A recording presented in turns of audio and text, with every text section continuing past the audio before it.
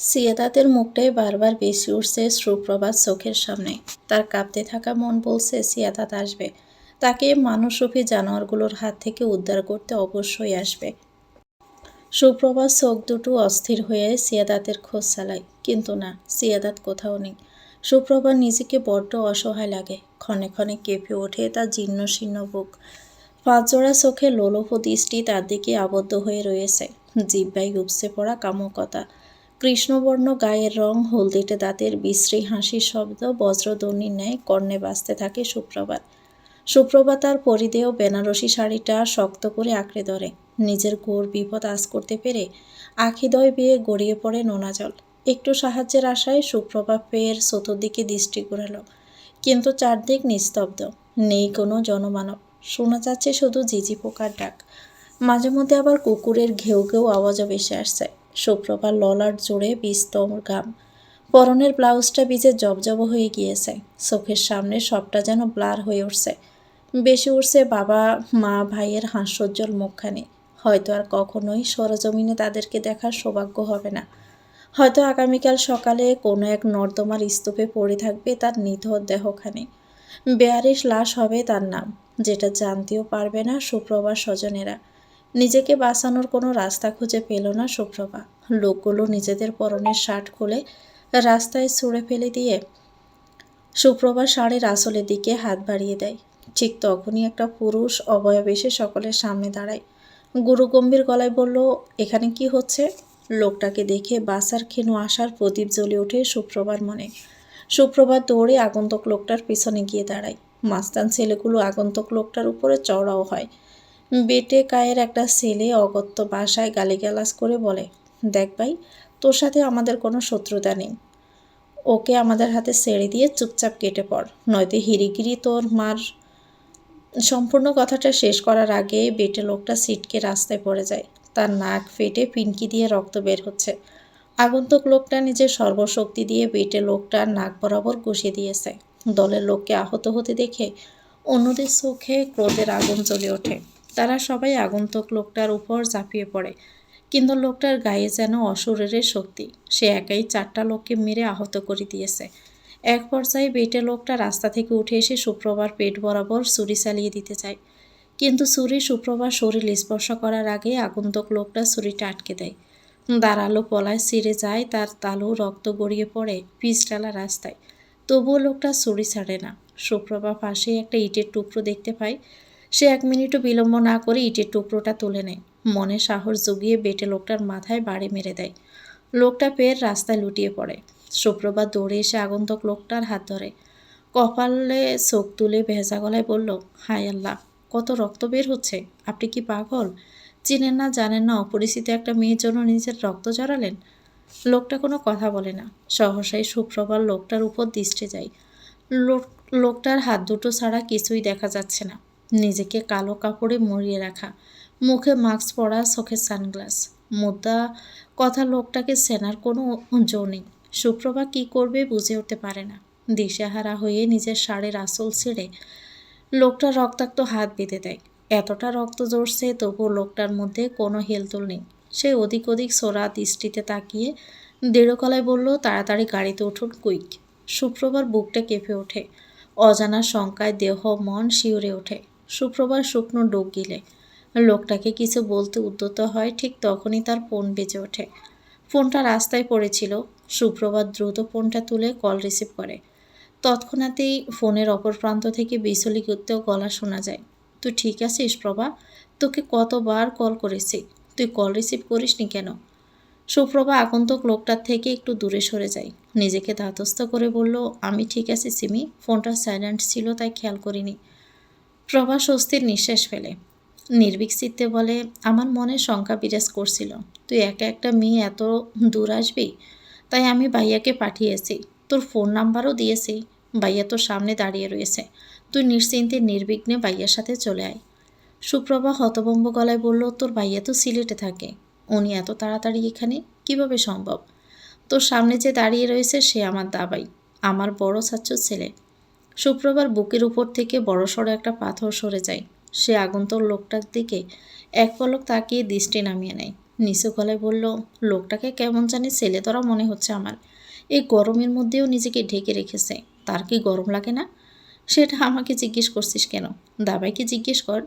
সুপ্রভা বলার অনেক কিছুই ছিল, কিন্তু বলা হয়নি।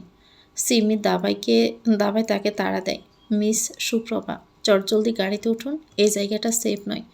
সুপ্রভা রাস্তায় পড়ে থাকা ব্যাগটা কাঁধে তুলে নেয়। চৌধুরী বাড়ি বের হওয়ার সময় এই ব্যাগটা নিজের জমানো সামান্য কিছু টাকা আর ফোনটা নিয়ে এক কাপড়ে বেরিয়ে এসেছে। পুরনো সব দুঃখ কষ্ট বলে চোখে নতুন স্বপ্ন নতুন আশা নিয়ে সুপ্রভা গাড়িতে উঠে বসে। সিমির দাবাই তখনও নির্বিকার। সুপ্রভা একটু নড়ে চড়ে বসে। মৌনতা ভেঙে নিজ থেকে জিজ্ঞেস করলো, নিজেকে এমন আপাদমস্তক ডেকে রেখেছেন কেন?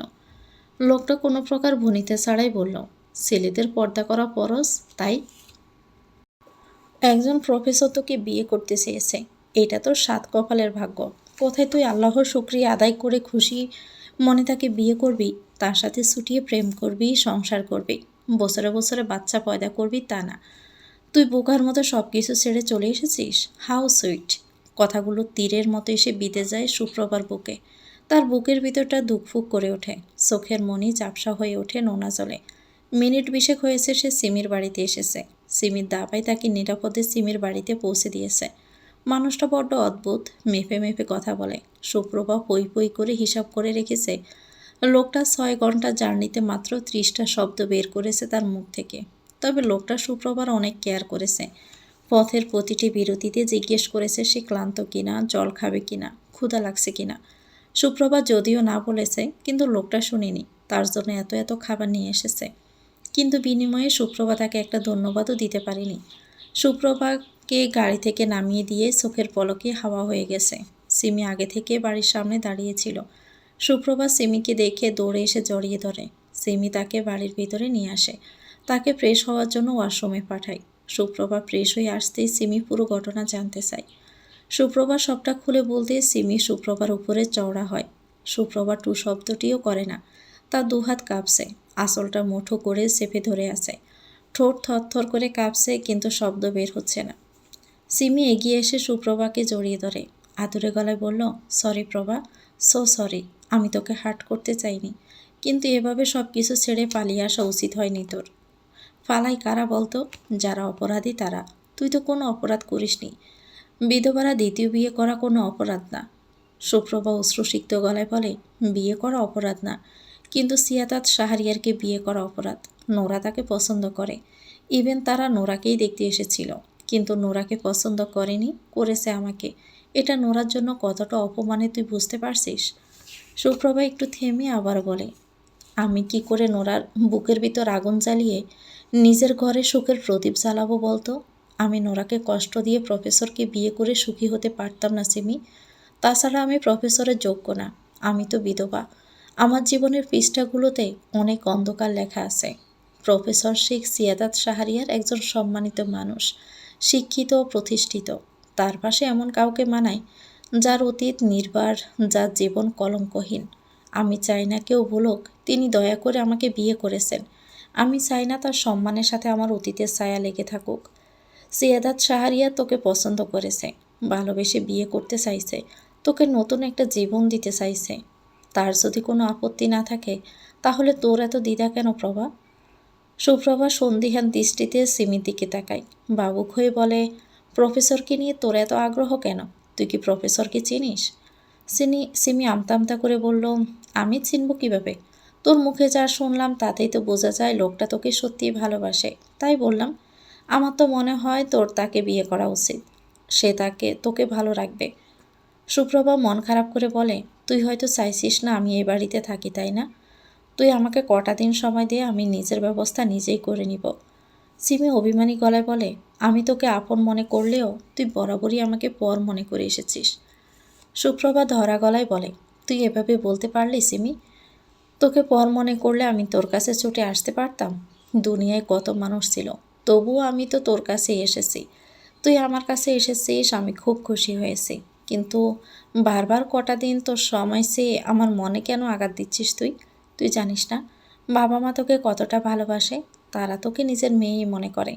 আমাদের বাড়িতে যদি মাথা উঁচু করে থাকতে পারিস তাহলে থাক, না হলে দরজা খোলা আছে, তুই চলে যা। তোর পর আচরণ কষ্ট দেয় আমাকে। সিমির গলার স্বর আবার খাদে নেমে আসে।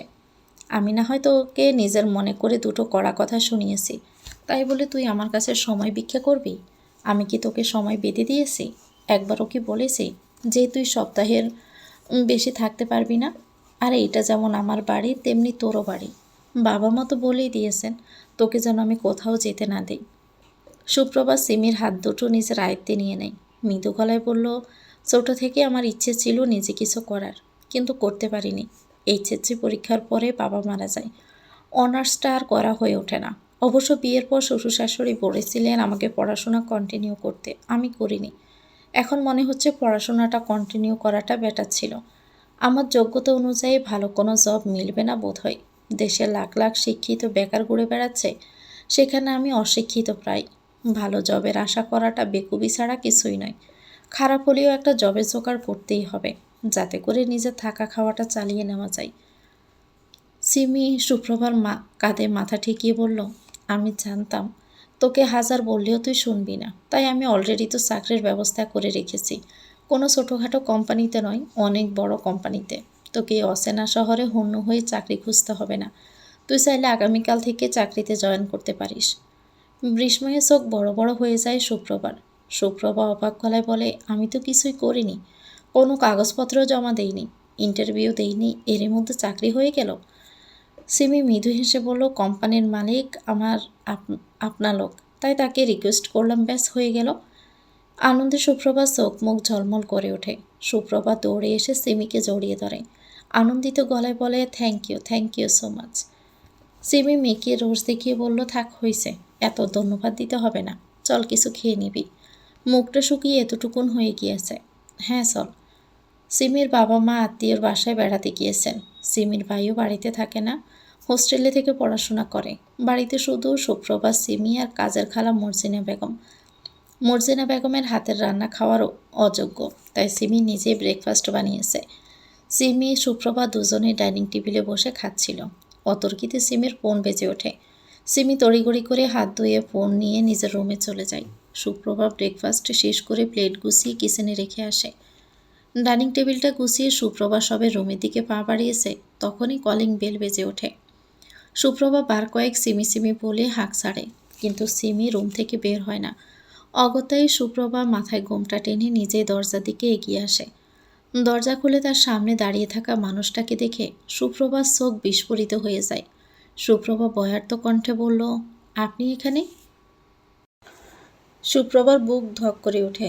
দরজার সামনে দাঁড়িয়ে রয়েছে সিমির দাবাই, আগের মতোই আপাতমস্তক ঢাকা, হাতে এখনও সুপ্রভার শাড়ির আঁচল বাঁধা। সুপ্রভার বলতে ইচ্ছে করে, এতই যখন পর্দা করার শখ, তখন হাত দুটো উন্মুক্ত কেন রেখেছেন? হাত মোজা দুটো পরে নিতেন। কিন্তু এই মুহূর্তে নিজের ইচ্ছাকে দমিয়ে রাখাটাই শ্রেয় মনে করে সুপ্রভা। এমনিতেও লোকটা রসকসহীন, কোনো প্রশ্ন করলে উত্তর পাওয়াটা মোটে আশাটাও ক্ষীণ।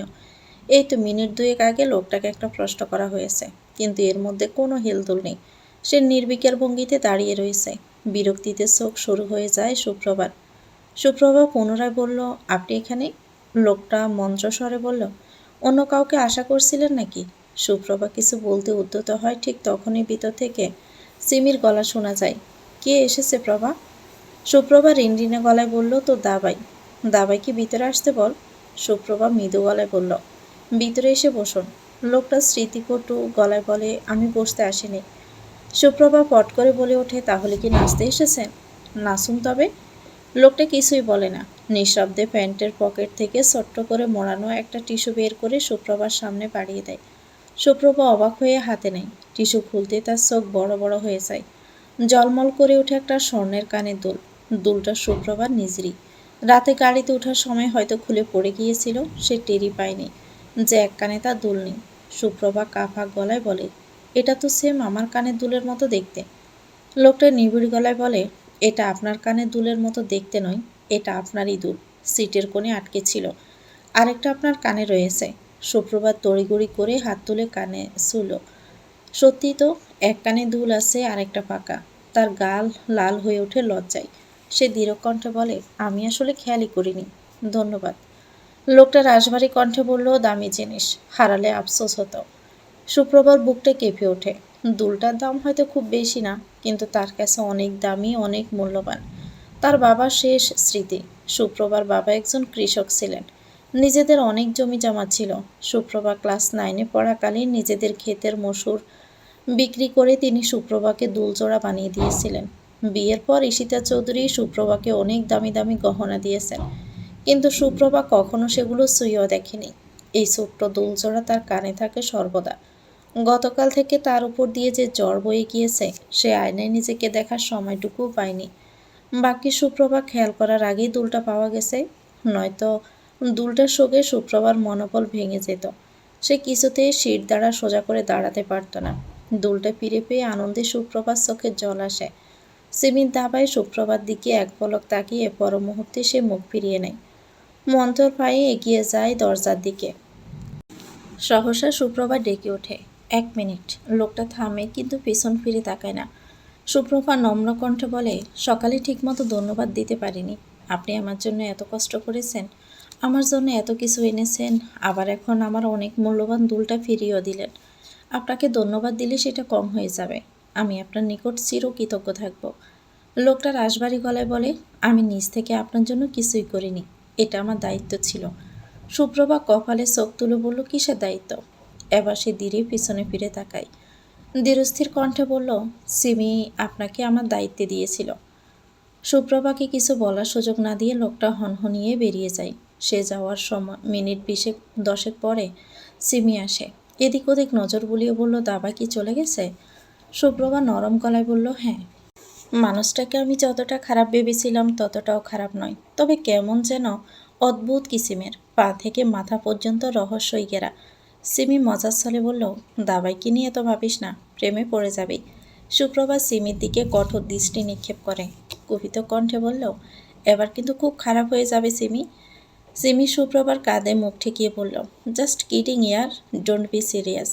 সুপ্রভা রাগ করে থাকতে পারে না, সশব্দে হেসে ওঠে। সিমি মুগ্ধ দৃষ্টিতে তাকিয়ে থাকে সুপ্রভার বুবন বুলানো হাসির দিকে। আজ সুপ্রভা জয়নিং ডে। সিমি তাকে এমনভাবে সাজিয়েছে দেখে মনে হচ্ছে সে অফিসে নয়, বিয়ে বাড়ি যাচ্ছে। নোমান মারা যাওয়ার পর সুপ্রভা কখনো রঙিন পোশাক পরেনি। সাদামাটা পোশাক পরেছে সর্বদা, কিন্তু সিমি আজ তাকে পার্পেল কালারের শাড়ি পরিয়ে দিয়েছে। চোখে হালকা কাজল, ঠোঁটে হালকা লিপস্টিকও দিয়েছে। অফিসের প্রথম দিনেই এমন সাজগোজ করে যেতে অস্বস্তি বোধ হয় সুপ্রভার। সে সাজগোজ নষ্ট করতে চায়, কিন্তু সিমি তার উপর চড়া হয়। সুপ্রভা আচানক সিমিকে জড়িয়ে ধরে, আবেগ জড়িত গলায় বলে, thank you so much Simi. তুই আমাকে নতুন একটা জীবন উপহার দিলে, আমাকে নতুন করে বাঁচার সুযোগ করে দিলি। তোর এই ঋণ আমি কখনোই শোধ করতে পারবো না। সিমি সুপ্রভার পিঠে হাত বুলিয়ে দেয়, মনে মনে বলে, আমি তোর জন্য কিছুই করিনি প্রভা, যা করা সে করেছে, আমি শুধু তার ইনস্ট্রাকশন ফলো করেছি। আমরা দুজনেই যে তোকে ভালোবাসি, তোর ভালো চাই, তোর মুখের এক সিলতে হাসিতে যে আমাদের মুখেও হাসি ফুটবে। সিমিকে বিদায় জানিয়ে সুপ্রভা বেরিয়ে পড়ে। রিক্সা থেকে নেমে যখন সে বিশাল কাচঘেরা ভবনটার সামনে দাঁড়ায়, তার বুকটা কেমন যেন মোচড় দিয়ে ওঠে। ভবনের গায়ে বড় বড় স্টিলের অক্ষরে লেখা এসএসএস গ্রুপ অফ ইন্ডাস্ট্রিজ। এই প্রতিষ্ঠান মূলত garments, real estate, IT solution এবং ইম্পোর্ট এক্সপোর্ট ব্যবসার সাথে জড়িত। দেশের ভিতরে যেমন সুনাম, তেমনি বিদেশেও তাদের শাখা রয়েছে। কর্মীদের জন্য আলাদা ট্রেনিং সেন্টার, আধুনিক অফিস স্পেস, কনফারেন্স রুম, এমনকি ছোট্ট একটা লাইব্রেরিও আছে। সুপ্রভা দুরু দুরু বুক নিয়ে এগিয়ে আসে। গেটের সামনে ইউনিফর্ম পরা গার্ড ভদ্রভাবে জিজ্ঞেস করে, ম্যাডাম, ইন্টারভিউ নাকি জয়নিং? সুপ্রভা কাঁপা গলায় বলল, জয়নিং। রিসেপশনে ঢুকতে ঠান্ডা বাতাসে শরীর কেঁপে ওঠে তার। চকচকে মার্বেল ফ্লোর, দেওয়ালে বিভিন্ন আন্তর্জাতিক পুরস্কারের ফ্রেম, কর্মচারীদের পরিপাটি চলাফেরা, সব কিছুতেই এক ধরনের প্রভাবশালী শৃঙ্খলা। সুপ্রভা রিসেপশনের দিকে এগিয়ে যায়। রিসেপশনিস্ট হাসি মুখে বলে, ম্যাম আপনার নাম? সুপ্রভা বিভিন্ন গলায় বলে, সুপ্রভা রহমান।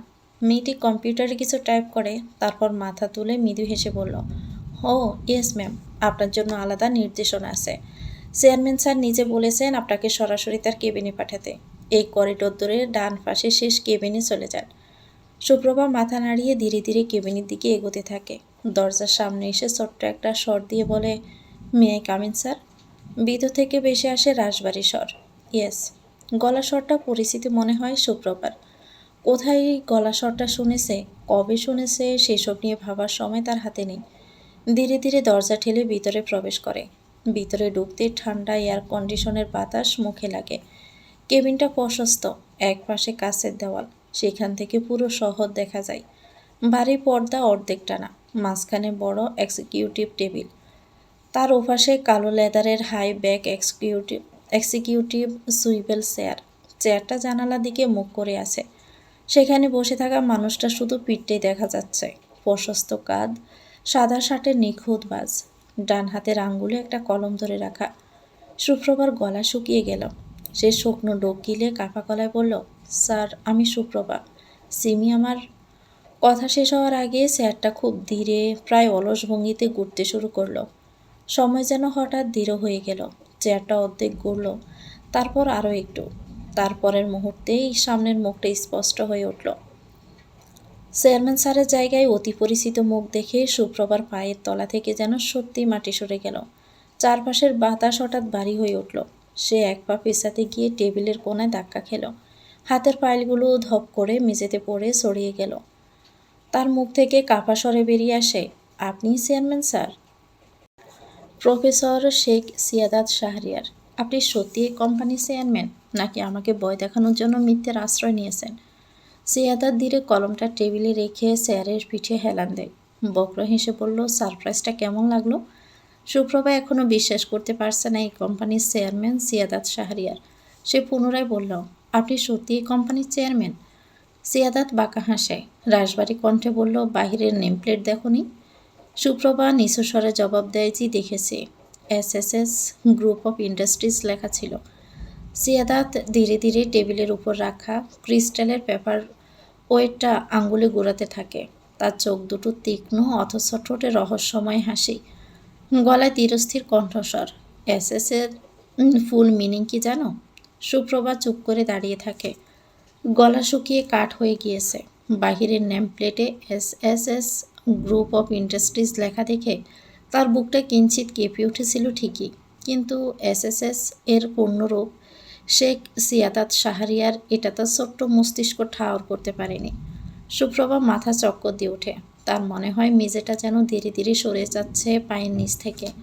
যে মানুষটা থেকে পালানোর জন্য সে নিজের আপনজন, পরিচিত শহর ছেড়ে অচেনা শহরে পাড়ি জমিয়েছে, এখন সেই মানুষটার সামনেই সে দাঁড়িয়ে রয়েছে।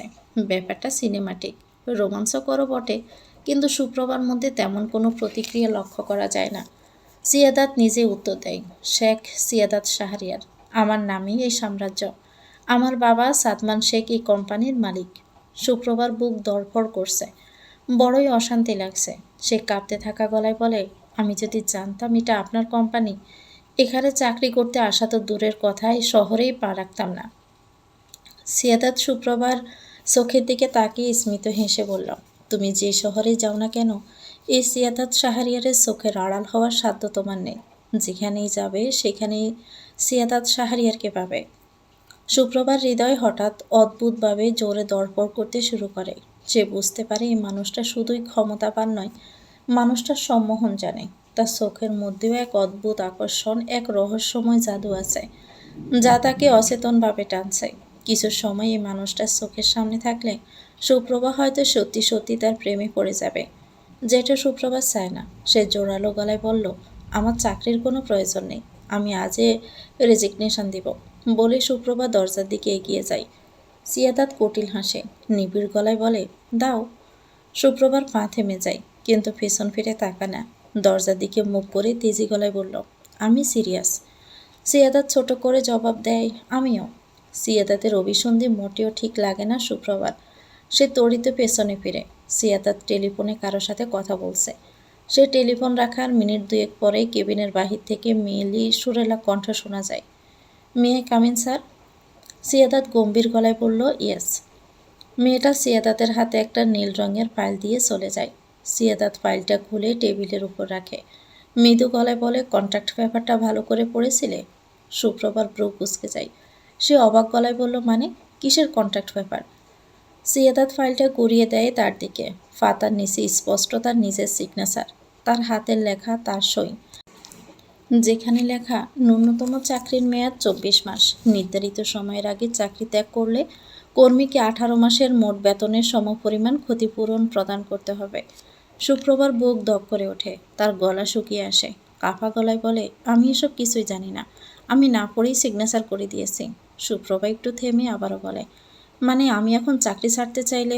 সিয়াদাত টেবিল হেসে বলল, তোমাকে ১৮ মাসের পুরো স্যালারি একসাথে কোম্পানিকে ফেরত দিতে হবে। সুপ্রভার মাথায় যেন আকাশ ভেঙে পড়ল, চোখের সামনে সবটা ব্লার হয়ে আসে। সুপ্রভা বয়ার্ত কণ্ঠে বলল, এটা কিন্তু অন্যায়, আপনি জোর করে আমাকে এখানে আটকে রাখতে চাইছেন। সিয়াদাত চেয়ারে হেলান দিয়ে আয়েশ করে বসে, নির্লিপ্ত গলায় বলে, তোমাকে জোর করা হচ্ছে না মিস সুপ্রভা, তুমি চাইলেই চাকরি ছাড়তে পারবে, শুধু কোম্পানিকে ১৮ মাসের বেতন দিতে হবে। এটা কর্পোরেট বাস্তবতা, তুমি অ্যাডাল্ট পারসন, নিজের সিগনেচারের দায়িত্ব তোমার। সুপ্রভার চোখে আবার সত্যিকারে আতঙ্কে ছায়া নেমে আসে। এই শহরে নিজের বলতে তার কেউ নেই, কোনো সঞ্চয় নেই, এত টাকা দেওয়া তার পক্ষে অসম্ভব। তার সামনে দুটো পথ খোলা আছে, হয় ঋণ পরিশোধ করা, না হয় সিয়াদাত শাহরিয়ারের সাম্রাজ্যের ভিতরে আটকে থাকা। সুপ্রভা কী করবে কিছুই বুঝে উঠতে পারে না, বড্ড অসহায় লাগে নিজেকে। সুপ্রভা ২ কদম পিছিয়ে যায়, মনে মনে বলে, আমাকে এ কোন পরীক্ষায় ফেললে আল্লাহ? যার থেকে পালাতে চেয়েছে তুমি তার সাথেই আমাকে আষ্টে ফিষ্টে বেঁধে দিতে চাইছ। এখন আমি কি করব? এই অচেনা শহর আমাকে কোন বিপদের মুখে ঠেলে দিলে তুমি? সুপ্রভা নিজেকে ধাতস্থ করে নিজেই নিজেকে আশ্বাস দেয়, তুই চাকরিটা কর সুপ্রভা, চাকরিটা করলেই যে সারাক্ষণ তোকে সিয়াদাত শাহরিয়ারের চোখের সামনে থাকতে হবে এমনটা তো নয়। তাছাড়া সিয়াদাত শাহরিয়ার একজন প্রফেসর, সে নিশ্চয়ই ইউনিভার্সিটি ছেড়ে এই কোম্পানিতে সবসময় থাকবে না। তুই নিশ্চিন্তে কাজ করতে পারবি, তুই চাকরিটা কর সুপ্রভা। বিধবা পরিচয় থেকে বেরিয়ে নিজের আলাদা একটা পরিচয় গড়ে তোল। সুপ্রভাত চোখ মুছে নরম গলায় বলল, চাকরিটা আমি করব। সিয়াদাত ঈষৎ হেসে ফাইলের আরেকটা পৃষ্ঠা উল্টায়, যেখানে লেখা, প্রকল্পসমূহের ক্ষেত্রে কর্মী সরাসরি চেয়ারম্যানের বিশেষ তত্ত্বাবধানে কাজ করবেন। বিস্ময়ে সুপ্রভাত চোখ বড় হয়ে যায়, সে হতবাক কণ্ঠে বলল, মানে আমি সরাসরি আপনার অধীনে? একজাক্টলি। এই মুহূর্তে তার জন্য যেন শ্বাস বন্ধ হয়ে আসে। সে ভয়ে ভয়ে বলে, আমি অন্য কোনো প্রজেক্টে কাজ করতে পারি না? সিয়াদাত চেয়ারের হাতলে আঙ্গুল বুলাতে বুলাতে শান্ত স্বরে বলল, না, কৌশলগত প্রজেক্টগুলো সরাসরি আমার তত্ত্বাবধানে চলে, আর তুমি এখন সেই টিমের অংশ। আমি তোমাকে যা যা করতে বলবো তুমি সেগুলো করতে বাধ্য। সুপ্রভার শরীর কেমন ঝিমঝিম করছে, হাত পা কাঁপছে। সিয়াদাত সুপ্রভার দিকে এক পলক তাকিয়ে দৃষ্টি নামিয়ে নেয়। মৃদু গলায় বলল, তোমার জন্য আরও একটা সারপ্রাইজ আছে। সুপ্রভা ধীর গলায় বলে, কি সারপ্রাইজ? আমি তোমাকে আমার স্লিপিং পার্টনার করতে চাই। Will you be my sleeping partner? শব্দগুলো যেন সুপ্রভার কানে উত্তপ্ত সীসা ঢালে, তার সর্বাঙ্গ কাঁপছে। তবে ভয়ে নয়, রাগ ক্ষোভ অপমানের তীব্রতায়। সুপ্রভার রক্তচক্ষু নিয়ে তেড়ে আসে সিয়াদাতের দিকে, কুপিত কণ্ঠে বলল, আমি আপনাকে অনেক ভালো মানুষ ভেবেছিলাম মিস্টার সিয়াদাত শাহরিয়ার, কিন্তু না, আমি বলছিলাম, আসলে আপনি একটা মুখোশধারী শয়তান। আপনি নাকি একজন প্রফেসর, শিক্ষকরা সম্মানীয় ব্যক্তি, পিতার সমতুল্য হয় জানতাম, কিন্তু আপনার মধ্যে সেরকম কোনো সম্মান বোধ আমি দেখছি না। এমন নোংরা কলুষিত মন নিয়ে আপনি কিভাবে স্টুডেন্টদের শিক্ষা দেন, যেখানে আপনার নিজেরই কোনো শিক্ষা নেই? সুপ্রভা থামে না, তার বুক ওঠানামা করছে দ্রুত, চোখ দুটো জ্বলন্ত ভাটায় ন্যায় জ্বলছে। সে ধারালো কণ্ঠে বলল, আপনি কি ভাবেন ক্ষমতা থাকলেই একজন নারীকে বিছানায় নেওয়ার প্রস্তাব দেওয়া যায়? এই অফিস আপনার হতে পারে, কিন্তু আমার আত্মসম্মান আপনার সম্পত্তি নয়। আপনি প্রফেসর পরিচয়ে সমাজে সম্মান পান, কিন্তু আজ আপনি যেটা বললেন সেটা একজন প্রফেসরের মুখে বেমানানি বটে, ঘৃণিত অপরাধও বটে। আমি চাইলে বোর্ড অফ ডিরেক্টরের কাছে লিখিত অভিযোগ করতে পারি, প্রয়োজনে নারী হয়রানি আইনে মামলাও করতে পারি। সুপ্রভা আরও এক পা এগিয়ে আসে, সিয়াদাতের দিকে আঙ্গুল তুলে ক্ষুব্ধ স্বরে বলল, শিক্ষক পরিচয়ে আপনি ছাত্রদের কি শেখান আমি জানি না, কিন্তু একজন নারীকে অসম্মান করলে তার কি জবাব পাওয়া যায় সেটা আপনাকে শিখিয়ে দিতে পারি। কথাটা শেষ করেই সুপ্রভা প্রায় তার টেবিলে গা ঘেঁষে দাঁড়ায়, তার নিঃশ্বাস গরম হয়ে উঠছে, গলা শুকিয়েও কাঠ হয়ে এসেছে। সে কখনোই এত কথা বলে না, কিন্তু আজ তার কী যে হয়েছে সে নিজেও জানে না। সিয়াদাতকে ২-৪টা কথা শোনাতে পেরে তার আনন্দ হচ্ছে, পৈশাচিক আনন্দ। কিন্তু যে মানুষটাকে এতগুলো কদর্য কথা শোনালো সেই মানুষটার মধ্যে কোনো হেলদোল নেই। সে অত্যন্ত ধীরে টেবিলের উপর রাখা কাঁচের জগ থেকে পানির গ্লাসে জল ঢালে। তারপর গ্লাসটা আলতো করে সুপ্রভার দিকে বাড়িয়ে দেয়। দৃঢ় গলায় বলল, নিশ্চয়ই গলা শুকিয়ে গেছে, এতক্ষণ ধরে বক্তৃতা দিচ্ছ, একটু গলা ভিজিয়ে নাও, দেন স্টার্ট অ্যাগেন। সুপ্রভা স্তম্ভিত হয়ে যায়। সিয়াদাত চেয়ারের পিঠে হেলান দেয়। স্মিত হেসে বলল, তোমার চোখে মুখে এত আগুন, অস্বীকার করব না, দেখতে শুনতে মন্দ লাগছে না। অনেকেই আমার সামনে দাঁড়িয়ে কথা বলার সাহস পায় না, আর তুমি আমার অফিসে দাঁড়িয়ে আমাকেই থ্রেট দিচ্ছ। I like it. তুমি শেখ সিয়াদাত শাহরিয়ারের জন্য একদম পারফেক্ট। সুপ্রভার চোখ আরও লাল হয়ে যায়। সিয়াদাত সুপ্রভার দিকে এক পলক তাকিয়ে কুটিল হাসে। কটাক্ষ করে বলে, মানতেই হবে, তুমি অনেক ফাস্ট। আমি তোমাকে জাস্ট স্লিপিং পার্টনার করার অফার দিয়েছি, আর তুমি বিছানা পর্যন্ত চলে গিয়েছ। How sweet. সুপ্রভার মুখ থেকে কোনো শব্দ বের হয় না। সিয়াদাত বাঁকা হেসে নাটকীয় ভঙ্গিতে বলল, বিয়ের আগেই আমি ডিং ডং করব? যাহ দুষ্ট, ভাবতেই তো লজ্জাকার লাগছে। কথাটা বলেই সিয়াদাত টেবিলের উপরে ফাইলটা তুলে সুপ্রভার সামনে আলতো করে ঠেলে দেয়। গম্ভীর গলায় বলে, পৃষ্ঠা 5 পড়ো। সুপ্রভা ঝাঁঝালো গলায় বলল, আমি আপনার আর কোনো কাগজ পড়ব না। সিয়াদাত শক্ত গলায় বলল, পড়ো। সুপ্রভা অনিচ্ছায় তাকালো। সেখানে বড় অক্ষরে লেখা, স্লিপিং পার্টনার, ইকুইটি বিনিয়োগ চুক্তি, অপরিচালনাকারী শেয়ার হোল্ডার, ব্যবস্থাপনার ক্ষমতা ছাড়াই লাভের অংশীদার। বিস্ময়ে চোখ বড় বড় হয়ে যায় সুপ্রভার। সিয়াদাত দৃঢ়স্থির কণ্ঠে বলল, স্লিপিং পার্টনার মানে ঘুমানোর সঙ্গী বা বিছানার সঙ্গী নয়। স্লিপিং পার্টনার নিষ্ক্রিয় অংশীদার হলেন এমন এক বিনিয়োগকারী যিনি কোনো ব্যবসায় মূলধন বা অর্থ বিনিয়োগ করেন, কিন্তু ব্যবসার দৈনন্দিন পরিচালনা, ব্যবস্থাপনা বা সিদ্ধান্তে সরাসরি অংশগ্রহণ করেন না।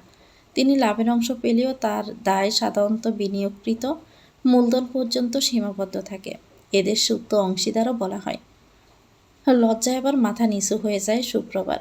তার মুখ থেকে একটু শব্দ বের হয় না। সে না জেনে বুঝে সিয়াদাতকে যা নয় তাই বলে অপমান করেছে। সুপ্রভা ভাবে সিয়াদাত হয়তো তাকে কঠিন কথা শোনাবে, গালে সরথাপ্পড়ও দিতে পারে। কিন্তু তাকে অবাক করে দিয়ে সিয়াদাত শান্ত গলায় বলল, তোমার অসুস্থ বোধ হলে আজকের মতো বাসায় ফিরে যাও, বিশ্রাম নাও। আমি পরে তোমাকে কাজের প্রতিটি ধাপ বুঝিয়ে দিব, ধীরে ধীরে এক এক করে সব কিছু।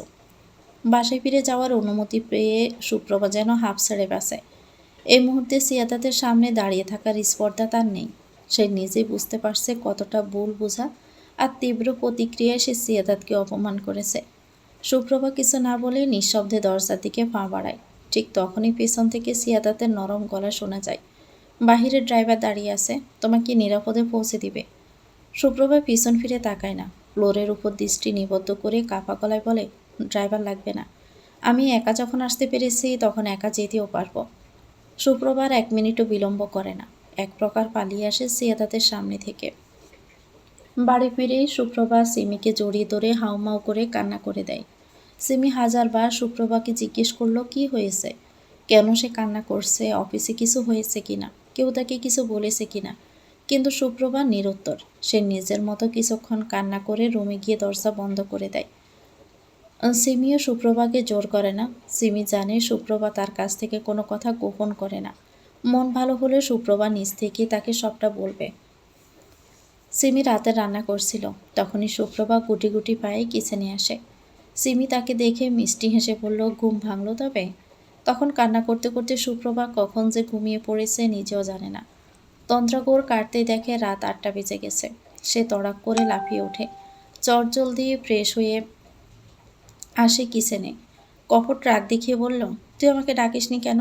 ঘুমের জন্য নামাজ মিস হয়ে গেল। সিমি দরদ মাখা গলায় বলল, তোকে বার কয়েক ডেকেছি, কিন্তু তোর কোনো সাড়া পাইনি। তোকে গভীর ঘুমে আচ্ছন্ন দেখে আমার খুব মায়া হচ্ছিল, জোর গলায় ডাকতে ইচ্ছে করেনি। কাজা নামাজ পড়িনিস? সিমি বিরিয়ানি রান্নার জন্য চাল বাচ্ছে। সুপ্রভা সিমির হাত থেকে খুন্তি নিয়ে চাল নাড়তে শুরু করে। সিমি দরাজ গলায় বলে, তুই তো খুব ভালো বিরিয়ানি রান্না করিস, আজকের বিরিয়ানিটা না হয় তুই রান্না কর। দাবাই আসবে, দাবাইয়ের বিরিয়ানি খুব পছন্দ। তোর হাতের বিরিয়ানি হলে তো দাবাই একেই পাতিল খালি করে দিবে। সুপ্রভা ছোট করে জবাব দেয়, ঠিক আছে, আমিই করছি। তাহলে বরং আমি যাই, আমার অন্য কাজ আছে। বলে সিমি দরজার দিকে পা বাড়ায়। সুপ্রভা পিছন থেকে সিমির হাত টেনে ধরে, শক্ত গলায় বলল, দাঁড়া সিমি, তোর সাথে আমার অনেক কথা আছে। সিমি বোধহয় ঠাহর করতে পারে সুপ্রভা কোন বিষয়ে কথা বলতে চাইছে। সে আমতা আমতা করে বলে, আমি তোর সব কথা শুনবো প্রভা, তোর প্রশ্নের উত্তরও দিব, কিন্তু এখন নয়, একটু অপেক্ষা কর, তোর সব প্রশ্নের উত্তর পেয়ে যাবি। সুপ্রভা আর কোনো কথা বাড়ালো না, রান্নায় মনোযোগ দেয়। বিরিয়ানির সাথে সে আস্ত ডিম ভাজি, বেগুন ভাজি, সালাদও করে। রান্না শেষ হতে সিমি খাবার ডেকোরেশনের কাজে লেগে পড়ে। সুপ্রভা হাতে হাতে সাহায্য করছিল। ঠিক তখনই কলিং বেল বেজে ওঠে। সিমির মুখ খুশিতে চকচক করে ওঠে। সিমি প্রসন্ন গলায় বলল, দাবাই এসেছে। সুপ্রভা দৌড়ে গিয়ে দরজাটা একটু খুলে দে প্লিজ। সুপ্রভা মন্থর পায়ে এগিয়ে এসে দরজা খুলে দেয়। দরজার অপর প্রান্তে দাঁড়িয়ে থাকা মানুষটাকে দেখে তার মেরুদণ্ড দিয়ে শীতল স্রোত বেয়ে যায়। সে অবিশ্বাসী গলায় বলল, আপনি সিমির দাবাই? এটা কিভাবে সম্ভব? সিয়াদাত শাহরিয়ার সিমির দাবাই। এই সত্যটা জানার পর সুপ্রভার বুকের ভিতরটা হঠাৎ করেই শূন্য মরুভূমি হয়ে যায়। মনে হয় যেন কেউ তার শ্বাসটুকু চুরি করে নিয়েছে। সিমি চিৎকার করে কিছু বলছে, কিন্তু সে শুনতে পাচ্ছে না। এমনকি দেওয়ালের গড়ির টিকটিক শব্দটাও তার কানে ঢোকে না। তার হৃৎপিণ্ডটা দামামার মতো বাজছে। মুহূর্তের মধ্যে সবটা স্বচ্ছ কাচের মতো পরিষ্কার হয়ে যায়। সে বন্ড প্রফেসরের থেকে পালাতে চেয়েছে। সে বন্ড প্রফেসরই সেই রাতে তাকে নরপশুদের মুখ থেকে ছিনিয়ে এনেছে, ফিরিয়ে দিয়েছে তার সম্মান, তার সতীত্ব। যে বন্ড প্রফেসরের ছায়াও মারাতে চায়নি, সে বন্ড প্রফেসরের পাশে রাতভর সে থেকেছে, তার কাঁধে মাথা রেখে নিশ্চিন্তে শান্তির ঘুম ঘুমিয়েছে। সে বন্ড প্রফেসরই তাকে বাবার শেষ স্মৃতিটুকু ফিরিয়ে দিয়েছে। এসএসএস গ্রুপ অফ ইন্ডাস্ট্রিজের মতো এত বড় একটা কোম্পানিতে তাকে চাকরি দিয়েছে। এত বড় ঋণের বোঝা।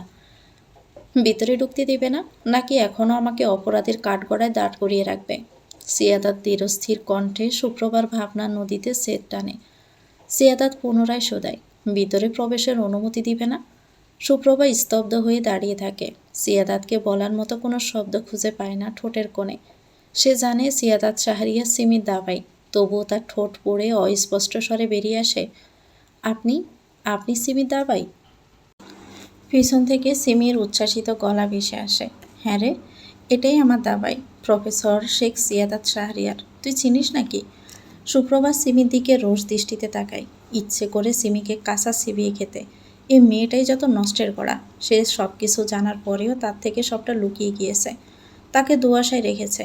সুপ্রভা সিমির দয়া চেয়েছে, কিন্তু সিয়াদাত শাহরিয়ার দয়া বা করুণা কোনোটাই চায়নি। সুপ্রভা সিয়াদাতের সামনে কোনো সিক্রেট করতে চায় না। এই মুহূর্তে চুপ থাকাকেই শ্রেয় বলে মনে করে সে। তবে চোখের ইশারায় সিমিকে বুঝিয়ে দেয়, আজ তোর কপালে শনি আছে।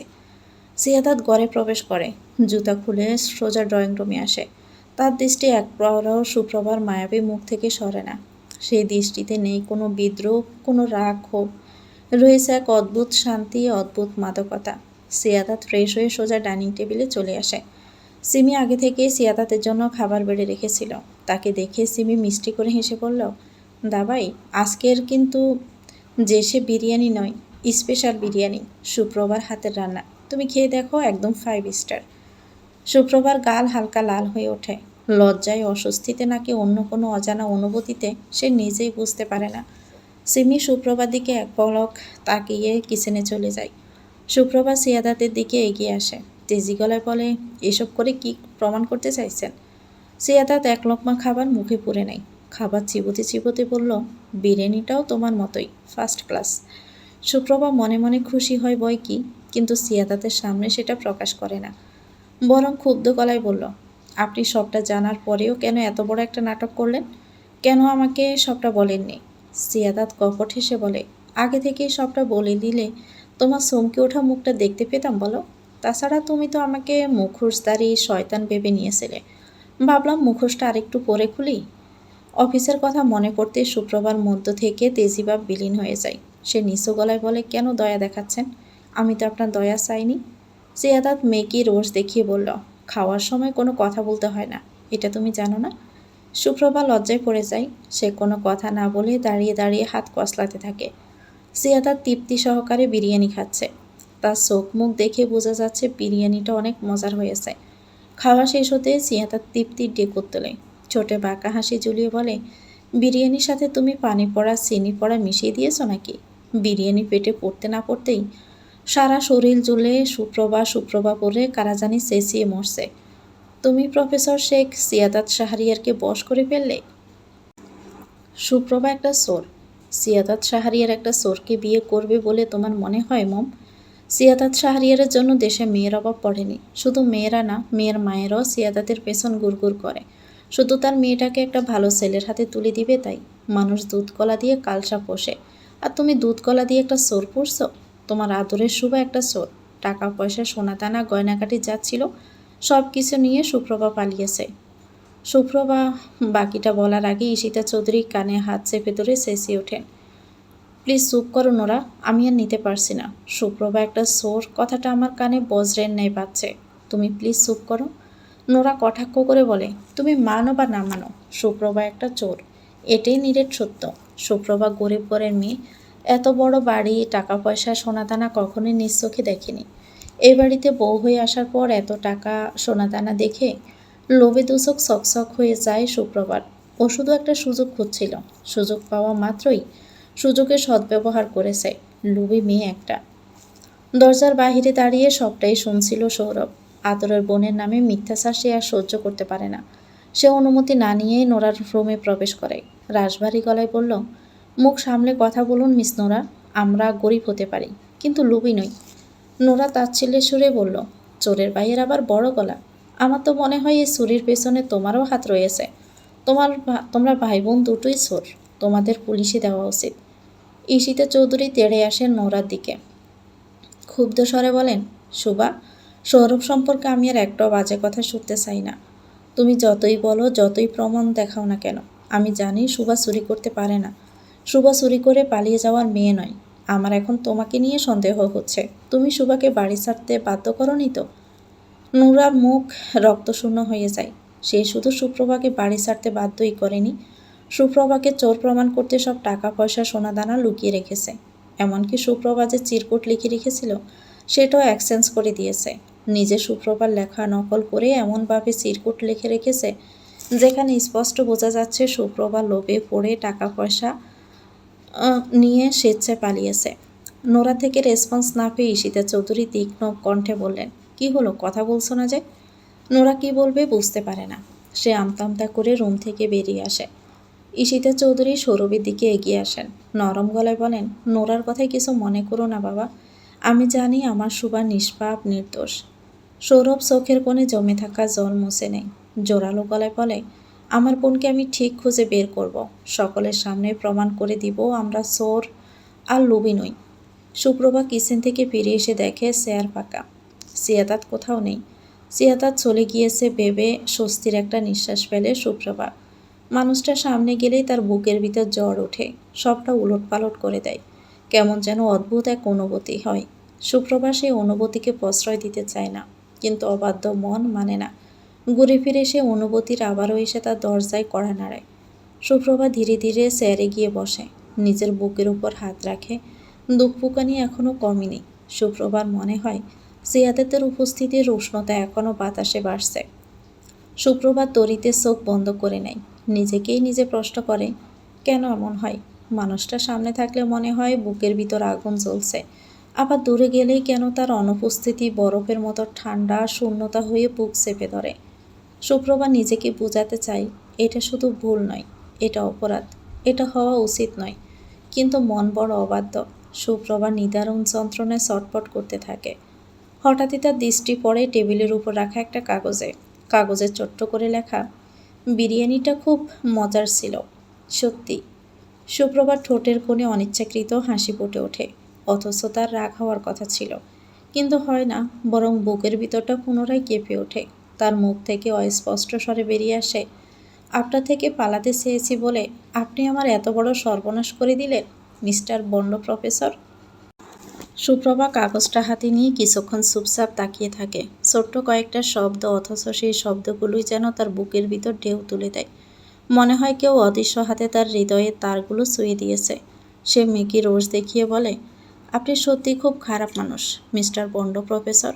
মানুষকে এভাবে বিপদে ফেলে দেন কেন? সুপ্রভা প্রশ্নটা করার সাথে সাথেই পিছন থেকে পরিচিত রাশবাড়ি একটা কণ্ঠ ভেসে আসে, আমি আবার কি করলাম? সুপ্রভা চমকে উঠে ঘুরে দাঁড়ায়। দরজার পাশে দেওয়ালে হেলান দিয়ে দাঁড়িয়ে আছে সিয়াদাত। তার চোখে সে চিরচেনা দুষ্ট জিলিক। সুপ্রভার বুকের ভিতরটা কেঁপে ওঠে। সে কাগজটা শক্ত করে মুঠোয় চেপে ধরে বলে, আপনি তো চলে গিয়েছিলেন। সিয়াদাত ধীরে ধীরে এগিয়ে আসে। তার চোখ স্থির হয় সুপ্রভার মুখে। সে ধীরস্থির গলায় বলে, চলে যাওয়ার চেষ্টা করেছিলাম, কিন্তু একটা সমস্যা হয়ে গেল। সুপ্রভা অনিচ্ছা সত্ত্বেও জিজ্ঞেস করলো, কী সমস্যা? সিয়াদাত একটু ঝুঁকে আসে। তার গলার স্বর খাদে নেমে আসে। এই বাড়িতে একটা মেয়ে আছে যার হাতের রান্না খুব ভালো।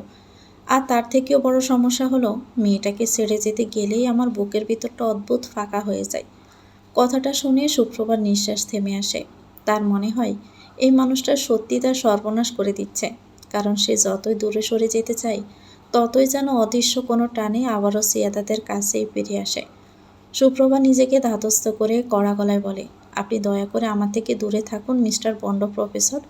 আপনার এসব অদ্ভুত কথা আমি শুনতে চাই না। সিয়াদাত মৃদু হেসে বলে, নরম গলায় বলল, অদ্ভুত তো, অদ্ভুত তো তোমাকে লাগে সুপ্রভা। আমি কাছে এলেই তুমি রেগে যাও, আমি দূরে গেলেই তোমার চোখে সে অদ্ভুত শূন্যতা চলে আসে। সুপ্রভা চমকে তাকায়, আমতা আমতা করে বলল, আপনি এসব কী বলছেন? আমার চোখে শূন্যতা আসবে কেন? সিয়াদাত আরও এক পা এগিয়ে আসে। দুজনের মাঝের দূরত্বটা মুহূর্তেই কমে যায়। সুপ্রভা তড়িগড়ি করে সরে যেতে চায়, কিন্তু চেয়ারের সাথে আটকে যায়। তার বুকের ভিতরটা যেন জ্বরে কাঁপছে। সে রুড়ো গলায় বলে, আপনি যেটা করছেন এটা ঠিক হচ্ছে না কিন্তু। সিয়াদাতের চোখের দৃষ্টি মুহূর্তেই গাঢ় হয়ে ওঠে। সে নিচু গলায় বলল, ঠিক আর ভুলের হিসাব আমি অনেক করেছি জীবনে, কিন্তু একটা জিনিস বুঝেছি, কিছু মানুষ আছে যাদের থেকে দূরে থাকার চেষ্টা করলেই তারা আরও বেশি করে হৃদয়ের ভিতর ঢুকে যায়। তুমি চাইলে আমি দূরে থাকবো, একদম দূরে, কিন্তু একটা প্রশ্নের উত্তর দাও সুপ্রভা, আমি চলে গেলে কি সত্যি তোমার কিছুই হবে না? ঘরের ভিতরটা হঠাৎই নিস্তব্ধ হয়ে যায়। সুপ্রভা কোনো উত্তর দিতে পারে না, কারণ সে নিজেও জানে না এই মানুষটা তার জীবনে ঠিক কী হয়ে উঠেছে। সিয়াদাত সুপ্রভাকে তাড়া দেয়, কি হলো বলো, আমি না থাকলে সত্যি তোমার কোনো কষ্ট হবে না? সুপ্রভা নিজেকে শক্ত করে কঠিন গলায় বলে, কষ্ট কেন হবে? আপনি কে আমার? আপনার সাথে আমার না কোনো রক্তের সম্পর্ক আছে, আর না কোনো ভালোবাসার সম্পর্ক আছে। আপনি না থাকলে আমার কষ্ট পাওয়ার প্রশ্নই আসে না, বরং আমি হাঁফ ছেড়ে বাঁচব। যবে থেকে আপনার সাথে আমার পরিচয় হয়েছে তবে থেকে আপনি আমার সুখ শান্তি সব কেড়ে নিয়েছেন। আপনার জন্য আমার ঘর সংসার সব ছেড়ে চলে এসেছে। ভেবেছিলাম অচেনা শহরে এসে একটু শান্তি পাবো, কিন্তু আপনি সেখানেও এসে হাজির হয়েছেন। বিশ্বাস করুন, আমি আর নিতে পারছি না, ক্লান্ত হয়ে পড়েছি।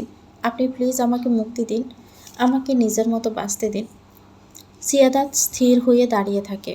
তার চোখে সেই চিরচেনা দুষ্ট জিলিকটা নেই, বরং সেখানে রয়েছে এক অদ্ভুত নিস্তব্ধতা। সুপ্রভার প্রতিটা শব্দ যেন নিঃশব্দ তীর হয়ে এসে তার বুকের ভিতরে কোথাও বিঁধে গিয়েছে। সে কিছুক্ষণ চুপ থেকে ঠোঁটের কোণে ম্লান এক হাসি টেনে বলল, আমি জানি এগুলো শুধু তোমার মুখের কথা, হৃদয়ের নয়। মুখে যতই বলো তুমি আমাকে ঘৃণা করো, বলতে থাকো, আমি তোমার কেউ না। আমি না থাকলে তোমার জীবনে কিছুই বদলাবে না। তবুও আমি জানি তোমার মনের গোপন কোণে আমার জন্য একটু জায়গা ঠিকই আছে, কারণ চোখ কখনো মিথ্যে কথা বলে না সুপ্রভা। আমি তোমার চোখের ভাষা পড়তে শিখেছি। তুমি হয়তো নিজেকে বোঝাও আমি তোমার কাছে অচেনা অপ্রয়োজনীয়, কিন্তু তোমার হৃদয় জানে আমার উপস্থিতি তোমার চারপাশে অদৃশ্য এক উষ্ণতা ছড়িয়ে দেয়। তুমি চাও না আমি চলে যাই, চাও না এই দূরত্বটা সত্যি হয়ে ওঠো। সুপ্রভা কি বলবে কিছুই বুঝে উঠতে পারে না। সে আমতা আমতা করতে থাকে। তার ঠোঁট কাঁপে, কিন্তু শব্দ বেরোয় না। মনে হয় যেন হঠাৎই সব কথা কোথাও গিয়ে আটকে গেছে। সিয়াদাত স্মিত হেসে বলল, নীরবতা সম্মতির লক্ষণ।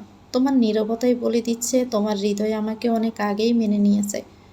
সুপ্রভা তখন আর নিশ্চুপ হয়ে দাঁড়িয়ে রয়েছে। সিয়াদাত সুপ্রভার দিকে তাকিয়ে কোমল স্বরে বলে, আমার চোখের দিকে তাকাও সুপ্রভা, আমার চোখে চোখ রেখে বলো কি চাও। তুমি যদি সত্যি আমাকে না চাও, ওকে ফাইন, আমি তোমাকে চিরদিনের জন্য মুক্তি দিয়ে দিব। তোমার ছায়াও আমি মারাবো না। তুমি শুধু হ্যাঁ অথবা না বলো। সুপ্রভা কিছুই বলে না। সিয়াদাত অধৈর্য গলায় বলে, এখনই তোমাকে কিছু বলতে হবে না সুপ্রভা। তুমি সময় নাও, নিজের মনকে জিজ্ঞেস করো, তোমার ভিতরে সত্যিটা খুঁজে দেখো। যদি তোমার উত্তর হ্যাঁ হয় তবে আগামীকাল সকালে অফিসে চলে এসো। আমি ধরে নিব সেটাই তোমার সম্মতি। আর যদি তোমার উত্তর না হয় তবুও ভয় পাওয়ার কিছু নেই। তোমাকে কোম্পানির কোনো টাকা শোধ করতে হবে না, বরং কোম্পানির সাথে তোমার যে 2 বছরের চুক্তি হয়েছে সেই 2 বছরের স্যালারি সম্পূর্ণ টাকা আমি তোমাকে দিয়ে দিব। সো টাকার কথা ভেবে তোমাকে কোনো ডিসিশন নিতে হবে না। তোমার মন যেটা বলবে তুমি সেটাই করবে। সিয়াদাত সুপ্রভাকে কিছু বলার সুযোগ না দিয়ে বেরিয়ে যায়। সুপ্রভা অস্থিরতায় ছটফট করতে থাকে। খেতে বসেও সুপ্রভা খেতে পারে না। অজানা কারণে তার গলা দিয়ে খাবার নামতে চায় না। সে খাবারগুলো প্লেটে পানি ঢেলে দেয়। এঁটো বাসনগুলো পরিষ্কার করে রুমে এসে বিছানায় গা এলিয়ে দেয়। চোখ বন্ধ করে ঘুমানোর চেষ্টা করে, কিন্তু ঘুম আসে না। সারা রাত বিছানার এপাশ ওপাশ করতে করতেই কেটে যায়। ফজরের আজানের মিষ্টি ধ্বনি কর্ণকুহরে প্রবেশ করতেই বিছানা ছাড়ে সুপ্রভা। সে কাল বিলম্ব না করে ওয়াশরুমে চলে যায়। চটজলদি ফ্রেশ হয়ে এসে ফজরের নামাজ আদায় করে নেয়। নামাজ শেষ করতে নিজেকে অনেক হালকা লাগে সুপ্রভার। সে রাতভর অনেক ভেবেছে। অনেক ভেবেচিন্তে নিজের মনের সাথে যুদ্ধ করে সে সিদ্ধান্ত নিয়েছে এসএসএস গ্রুপ অফ ইন্ডাস্ট্রিতে সে যাবে। তাকে যেতেই হবে। সুপ্রভা জায়নামাজটা গুছিয়ে রেখে কিচেনে উকি দেয়। সিমি ব্রেকফাস্ট তৈরি করছে। সুপ্রভা সিমির হাতে হাতে সাহায্য করে। ব্রেকফাস্টে শেষ হতে সিমি সুপ্রভাকে রেডি হতে তাড়া দেয়। সুপ্রভা বিনা বাক্যে রেডি হতে চলে যায়। সিমি একটু অবাকই হয় বই কি, সুপ্রভার অভিসন্ধি ঠাওর করতে পারে না সে। মিনিট 30 পরে সুপ্রভা বেরিয়ে আসে। তাকে দেখে চক্ষু সড়ক গাছ হয়ে যায় সিমির। সুপ্রভার পরনে কালো শাড়ি, চোখে গাঢ় কাজল, ঠোঁটে হালকা লিপস্টিক, লম্বা চুলগুলো ছেড়ে দেওয়া, ফর্সা গায়ে কালো রং সুপ্রভার সৌন্দর্য যেন বাড়িয়ে দিয়েছে শতগুণে। সিমি সুপ্রভার দিকে এগিয়ে যায়। উৎফুল্ল গলায় বলে, মাশাল্লাহ, তোমাকে চমৎকার লাগছে প্রভা, কারো নজর না লাগুক। সুপ্রভা লাজুক হাসে। সিমি সুপ্রভার হাত দুটো নিজের হাতের মুঠোয় পুরে নেয়। মিষ্টি হেসে বলল, আজ তোকে আমি একা ছাড়ছি না প্রভা, আমিও তোর সাথে যাব। তুই 2 মিনিট দাঁড়া, আমি চট করে রেডি হয়ে আসছি। সিমির কথা শুনে সুপ্রভা খুশি হয়ে যায়। উৎগ্রীব কণ্ঠে বলল, তুই সত্যি যাবি সিমি? সিমি সুপ্রভার হাতে নিজের ফোনটা দিয়ে বলল, ফোনটা রাখ, দাবায় কল দিতে পারে, আমি 2 মিনিটে আসছি। সুপ্রভা সোফায় গিয়ে বসে। 2 মিনিটের কথা বলে 10 মিনিট হয়ে গেছে, তবুও সিমির দেখা নেই। সুপ্রভা বিরক্ত হয়ে ওয়াইফাই কানেক্ট করে ফেসবুকে ঢোকে। ফেসবুক স্ক্রল করতে করতে হঠাৎই একটা ভিডিও তার সামনে আসে। ভিডিওটা দেখেই সুপ্রভার সর্বাঙ্গ কেঁপে ওঠে। তার হাত থেকে ফোনটা ফ্লোরে পড়ে যায়। সুপ্রভা বয়ার্ত গলায় বলে, তবে কি সবটা শুরু করার আগেই শেষ হয়ে যাবে? কেবিনের মাঝখানে রাখা কালো লেদারের চেয়ারটায় বসে রয়েছে সিয়াদাত। ফিটটা চেয়ারের সাথে ঠেস দিয়ে 2 হাতে টেবিলের উপর রাখা। বাহিরে থেকে তাকে দেখতে যতটা স্থির মনে হচ্ছে, তার ভিতরটা ঠিক ততটাই অস্থির। সামনে খোলা ফাইল, ল্যাপটপের স্ক্রিনে আলো জ্বলছে নিরবিচ্ছিন্নভাবে, কিন্তু তার দৃষ্টি সেদিকে নেই। তার দৃষ্টি বারবার চলে যাচ্ছে দরজার দিকে। সে বিরক্ত হয়ে ঘড়ির দিকে তাকায়। মনে মনে বলল, সুপ্রভা আসবে তো? পরক্ষণে তার ঠোঁটের কোণে তাচ্ছিল্যের হাসি ফুটে ওঠে। নিজেকে নিজেই কটাক্ষ করে বলে, ভাই, তুই কবে থেকে কারোর জন্য এভাবে অপেক্ষা করতে শিখলি? যে প্রফেসরের জন্য হাজারো মেয়ে পাগল, সেই প্রফেসর কিনে একটা বিধবা মেয়ের জন্য নিজের নীতি, নৈতিকতা, ব্যক্তিত্ব সব জলাঞ্জলি দিয়ে দিল। সে মনীয় ভাই, সে মনীয়। বকাবকি শেষ করে সিয়াদাত সবে ফোনটা হাতে নিয়েছে, ঠিক তখনই দরজার বাইরে হালকা পায়ের শব্দ ভেসে আসে। সিয়াদাতের বুকের ভিতরটা আচানক ধক করে ওঠে। আঙ্গুলগুলো অজান্তে টেবিলের উপর ছন্দহীনভাবে টোকা দিতে শুরু করে। পায়ের শব্দটা দরজার সামনে এসে থেমে যায়। সিয়াদাতের হনু শক্ত হয়ে আসে। চোখ দুটো তীক্ষ্ণ হয়ে দরজার দিকে স্থির হয়। সে রাশভারী কণ্ঠে বলল, কামিন। দরজাটা ধীরে ধীরে খুলে যায়। সিয়াদাতের বুকের ভিতরটা এক মুহূর্তের জন্য যেন থেমে যায়। চোখের মনি সামান্য বিস্তৃত হয়। অপেক্ষার সমস্ত ভার এসে জমা হয় সেই এক ফাঁকে।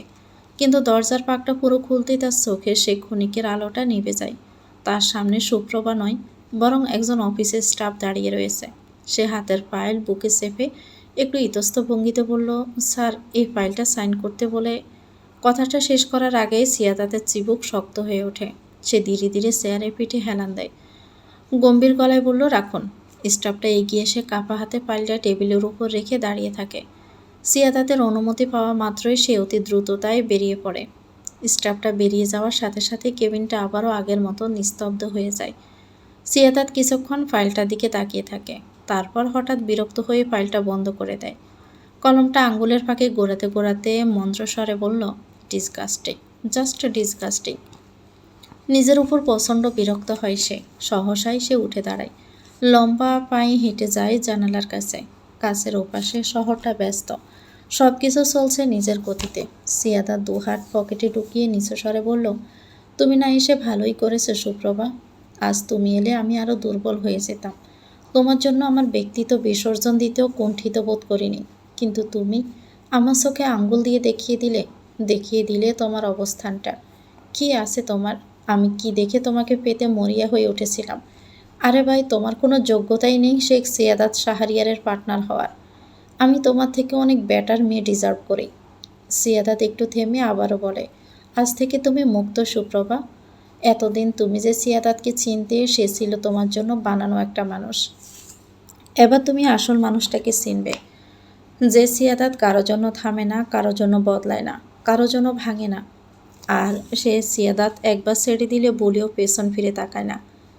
ভিডিওটা দেখে সুপ্রভার চোখ বড় হয়ে যায়। স্ক্রিনে বেশি উঠছে একটা ভয়াবহ সড়ক দুর্ঘটনার দৃশ্য। চারদিকে মানুষজন ভিড় করে আছে। কেউ কেউ চিৎকার করছে, কেউ দৌড়ে এদিক থেকে ওদিক যাচ্ছে। রক্তে ভিজে আছে রাস্তার এক পাশ। ভিডিও নিচে লেখা, ঢাকা ময়মনসিংহ হাইওয়েতে ভয়াবহ দুর্ঘটনা, গুরুতর আহত এক যুবক। সুপ্রভার বুক ধক করে ওঠে। কেন জানি অজানা এক আশঙ্কা তাকে গ্রাস করে। সে কাঁপা হাতে ভিডিওটা প্লে করে।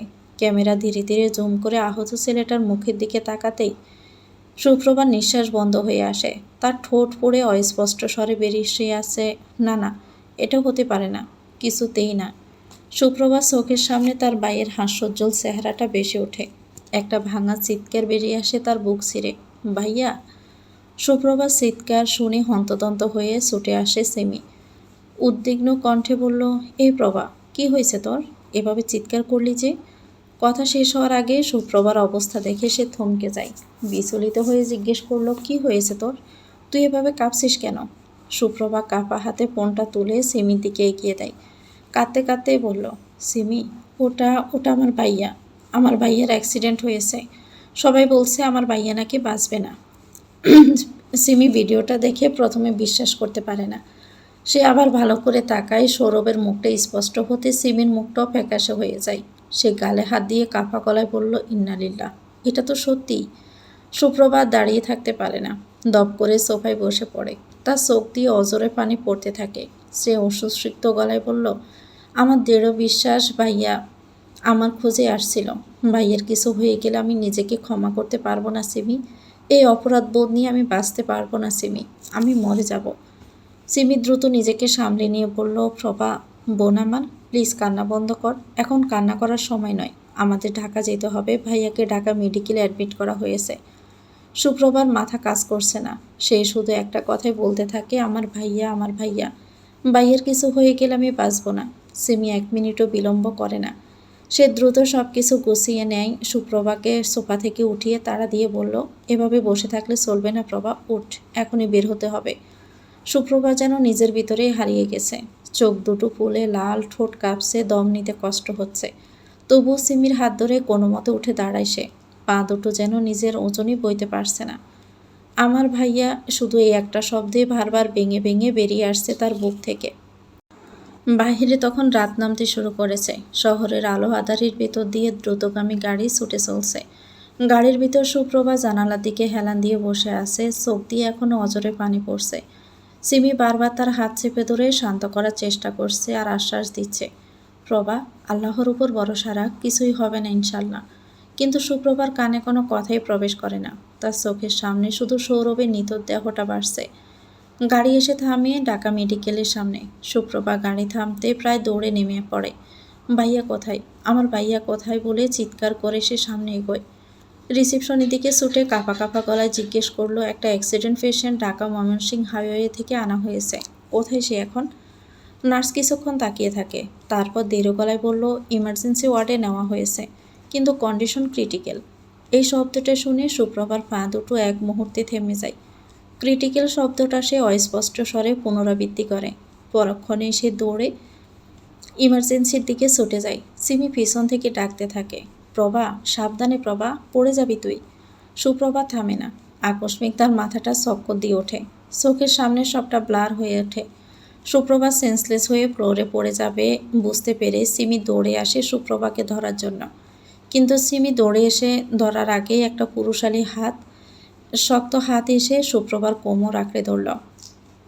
তো ভিউয়ার্স, গল্পটির নাম হচ্ছে নতুন প্রেমের গ্রাম। লিখেছেন মুজাইফা নুন। এটা গল্পের দ্বিতীয় অংশ। পরবর্তী অংশ পেতে চ্যানেলটিকে সাবস্ক্রাইব করে আমাদের সাথে থাকবেন।